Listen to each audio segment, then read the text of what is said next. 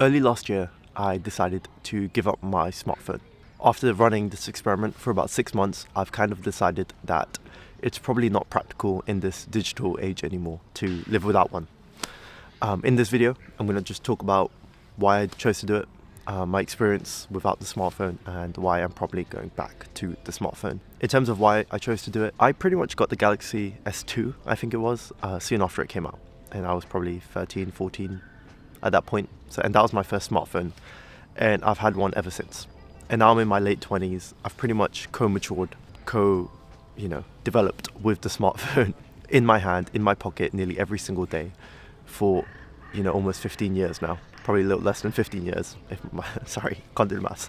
Probably a little less than 15 years now. So I've literally gone my entire young adult life with the smartphone. So I don't know what the other side is like. I don't know what it's like to live without one. Or at least I didn't know when I chose to do this experiment. And coupled with the fact that just looking at my screen time, and it was almost 3 hours every day, which is about 19% of the day, if I did the maths correctly. That's almost a fifth of the day gone, a fifth of the week, a fifth of the month, a fifth of the year, just on my smartphone. And I didn't really know what I was doing with it, considering I'm not on most social media platforms. So I chose to find out. I chose to give it up. And that was pretty much the reason why I chose to give it up. Generally, what this experiment taught me is that a lot of us just use smartphones because it's there. It's something that appeared one day, and now it's everywhere. Default state is that everyone has one, and society has evolved in such a way that, there is a codependency on it. For various reasons, everyday life has evolved with the assumption that everyone has the smartphone. And because of that expectation that everyone just has one, we are now less intentional about how we're using this piece of technology. It's like, back in the day when you would get a camera, for the purpose of taking photos or taking videos. You'd get a TV for the purpose of watching stuff. Whereas a smartphone is just everything, right? It's everything in one. And because it's so ubiquitous now, it's difficult to separate ourselves from why us as individuals are using this piece of technology.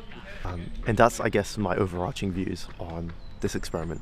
I think we need to take ourselves away from it for some time to then, re-engage it into our day-to-day lives to be able to sort of understand how it's benefiting us as individuals rather than just something we have because everyone has it. Hopefully that makes sense.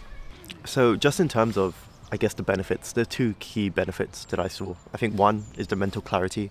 There is nothing, that reaps your attention away. And I mean that quite literally. I think everyone has this unconscious twitch to check their smartphone periodically because of notifications, because of emails, because of text, because of someone released this video, someone posted this. It's these microtransactions that happen at our mental level that we've become so accustomed to. So when you turn yourself off from that whole virtual digital ecosystem, it's very easy to just be present. And I found that there was this subtle hint of anxiety that I had, this subtle hint of something that I needed to be checking constantly, something that was sort of dragging me back into a different kind of world from what was right in front of me. And that disappeared. And that honestly disappeared fairly quickly. Within a couple of weeks, the unconscious twitch to check my phone, at the time it was a Dumbphone, whilst I was doing this experiment, just disappeared. It was very easy to just be where I was doing what I wanted to do. And it was quite nice. The peace was very nice because it meant that I could just focus wholeheartedly on the thing in front of me. And I kind of enjoyed that aspect of it. And the second point I want to make is more around the time that I got back. So even though my screen time is 3 hours, which may seem relatively low compared to some people, at least in the conversations that I had about why I was choosing to go down this path when I did, it's a lot of time. And there's a lot you can do with that time as the day goes by. I, for one, chose to spend it reading. I got through a lot of the books that I went to read last year, and for that, I'm super grateful. I also got, managed to catch up on a lot of the TV shows that I wanted to watch, a lot of the movies that I wanted to watch. And it's a weird thing, right? Because it's not that watching TV and movies is inherently better, right? Because it's still something that's stopping you from actively doing something. But it's just something that I just didn't find the time to do when that time was actually easily wasted in my day-to-day. And just having that time back to just, finish the TV shows that I've never gotten around to finishing, or watching the movies that I never got around to watching, I felt that was very satisfying. And on top of that, the days definitely felt slower. There was no like vortex of time in my day to day. It just felt like the minutes were going more slowly. It felt like the hours were going more slowly. And it's a very strange phenomenon that I think that was something I noticed very, very early on. I think I did this for 6 months. And, I think in that 6 months period, the days did feel much longer because I could just get so much more done in the day. There was everything I did felt intentional. Like there was nothing that could accidentally grasp my attention other than the things that I wanted to grasp my attention. So in terms of the cons, and I guess the biggest reasons why I'm choosing to go back to the smartphone, the first reason is completely unexpected. I didn't have this assumption going into it, but I didn't realize that the world runs on QR codes now. It's ridiculous how many times a QR code has stopped me from doing something or meant I had to find other means of doing that thing. For one instance, right, like going to restaurants and stuff, you need a QR code. You need to be able to scan the QR code to get menu. And of course, when I'm with friends and stuff, it's fine, but it's kind of like I want the independence to look at the menu through my own volition, right? I don't want to borrow someone else's phone because that kind of defeats the purpose, because now I'm just back on the smartphone. It's just someone else's, but I'm still on it. And secondly, it was more that QR codes are now used as a point of entry for events that I was going to, for concerts, for flight tickets, for a bunch of other things. It's so easily facilitated by the mobile phone and just being able to scan your ticket on your phone. And as a result of that, if you don't have the smartphone, you now have to find alternative means to go and print stuff. Like, I don't print stuff. I've not printed stuff in years. But now it meant I had to go to my office at work, or I had to go to the library to be able to print a ticket. And I thought that was, it's a strange thing because you forget how arduous these processes are, right? The process of going to the library and having to print stuff.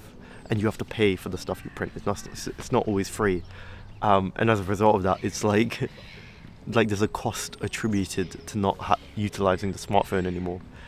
And of course the alternative is to just buy a printer. But then I have to buy a printer, and then I have to buy the ink, and then I have to keep buying the ink and the paper. And it becomes a whole thing of its own, right? And it's like it just felt like a very long, drawn-out process that I didn't necessarily have to engage in.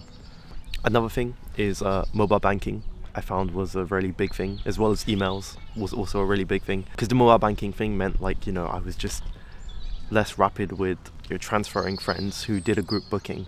With the email stuff, it meant I was slow to respond, and I couldn't check details of certain things at certain times when I needed them. All in all, it became a very difficult process to sort of manage over time. Because with the emails, for instance, it's good to be able to check details of things that you are going to do, when it props up, right? Because I might go home and I might forget. And with mobile banking, it's like with things like budgeting and that sort of stuff, there's an ease that comes with it, right? Because you can check whenever you want. You can check how much you've been spending almost immediately. Yeah, that level of consciousness about your finances, I think is good. I think it's good to be able to be more mindful, to be more, able and alert to just check up on how you're doing with your financial goals. And I found that process became quite difficult too. And the last reason, and I think this is a huge reason for me, is I've been using Audible for audiobooks for the last 6-7 years. I've gotten through maybe 50, 60 books on Audible over the years. I've cancelled it here and there, but for the most part I've been using it quite often. And I found it's just nice to be able to listen to something interesting when I'm on my commute, when I'm going for walks, when I'm going for runs. I wasn't able to do that anymore. And although I did appreciate the level of peace that came with just going about my day and just hearing that ambience around me, it was also a bit, I don't know, I wasn't enjoying that experience. It was a different experience. Not that it was a bad experience, but I wasn't enjoying it as much as I would have otherwise, had I just been able to listen to the audiobooks and listen to the things that I found interesting and the things that I wanted to learn more about. And as a result of that, I found less enjoyment in the everyday things, because it's just nice to be able to go for a walk and listen to your audiobook while you're shopping and that sort of stuff. It's just, to me, that's an enjoyable shopping experience. And not being able to do that, it's not necessarily it's a bad thing. It's just, it makes the everyday mundane things less enjoyable. Yeah, I wasn't a fan. I think it ultimately comes down to what you value, and whether what you value versus what it's taking away from you creates a net positive or a net negative effect. And for me, I think all the things that it provides me versus all the things that it sort of takes away from me is probably a net positive effect.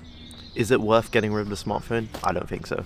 I think it's done a heap to make our lives significantly easier, and it significantly encumbers our time less.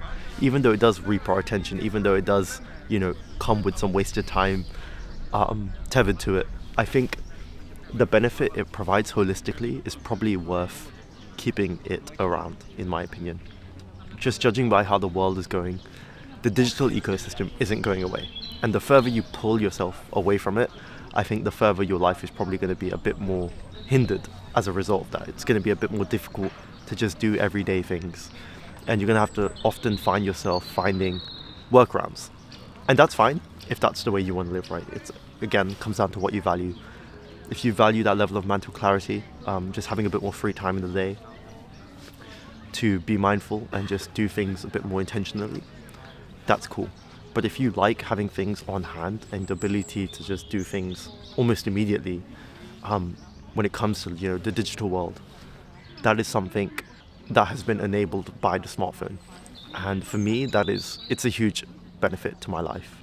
So I'm glad I went through with this experiment, because now I can be a bit more intentional with the benefits that it provides me. I can be a bit more intentional about understanding why I am using this thing. And as a result of that, my behavior with how I use it has changed a bit. Like, I know in what areas it's probably a negative thing for me, as well as what areas it is benefiting me. And because of that, I can change my dynamic with it to get the most out of it and, reduce the negative impacts of it. But all in all, it comes down to, what you value and what you want to get out of it. It's something you have to decide for yourself. It's something you have to sort of just try and see how it goes. And it didn't work out for me. I'm glad I tried. I think I was quite quick to make this previous video that I did about why I was getting rid of it and probably never going back to it. Maybe I was wrong to do that, but I think you can only understand these things in retrospect after you give it a significant amount of time. In any case, as always, thank you guys for watching, and I will see you in the next one.